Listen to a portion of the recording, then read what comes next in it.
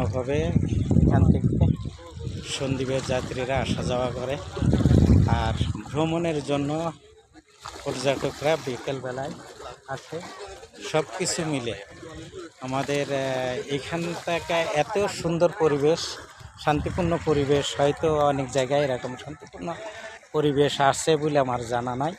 কারণ এখানের কোনো রকম দেখতে পাচ্ছেন আপনারা কত শান্তিপূর্ণভাবে যাত্রীরা উঠলো এবং উঠে নিরিবিলি বসে আছে। এবং